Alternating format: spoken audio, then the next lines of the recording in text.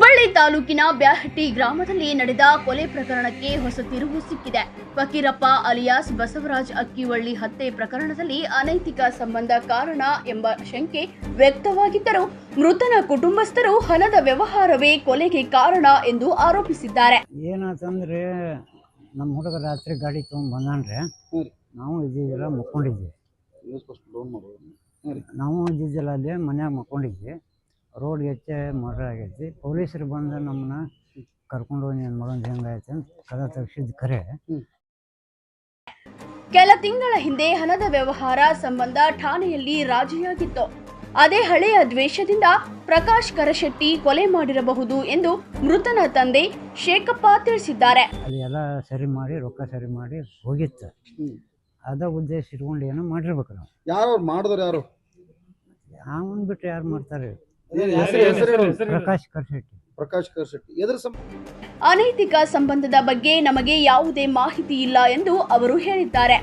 ಇನ್ನು ಮೃತನ ಚಿಕ್ಕಪ್ಪ ಸಿದ್ದಲಿಂಗೇಶ್ವರ ಕೂಡ ಹಣದ ವ್ಯವಹಾರವೇ ಕೊಲೆಗೆ ಕಾರಣವಾಗಿರಬಹುದು ಎಂದು ಹೇಳಿದ್ದು, ಪ್ರಕರಣದ ಕುರಿತು ಹುಬ್ಬಳ್ಳಿ ಗ್ರಾಮೀಣ ಪೊಲೀಸ್ ಠಾಣೆಯಲ್ಲಿ ತನಿಖೆ ಮುಂದುವರೆದಿದೆ. ನಮ್ಗೆ ಗೊತ್ತಿಲ್ಲ. ಈಗ ಪ್ರಕಾಶ್ ಜೊತೆ ನಿಮ್ಮ ಮಗ ಏನೋ ಇಲ್ಲಿಗಲ್ ಇದ್ದ, ಅಫೇರ್ ಇದ್ದ, ಹಿಂಗಾಗಿ ಅದ್ರ ಇತ್ತು, ಅವನ ಹೆಂಡತಿ ಜೊತೆ ಅಫೇರ್ ಇದ್ದ, ಅದೆಲ್ಲ ನಮ್ಗೆ ಗೊತ್ತಿಲ್ಲ. ಅದೇನು ಗೊತ್ತಿಲ್ಲ.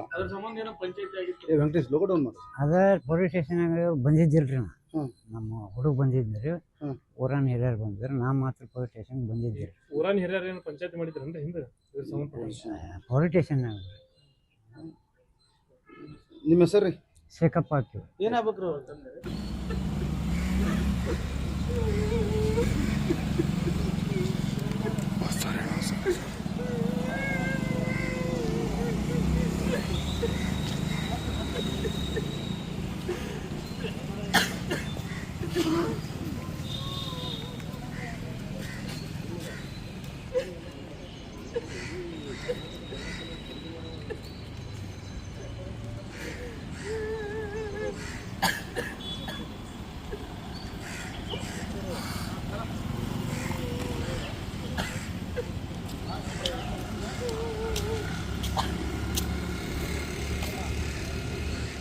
ಸುದ್ದಿ ಹಾಗೂ ಜಾಹೀರಾತಿಗಾಗಿ ಸಂಪರ್ಕಿಸಿ 6363761987.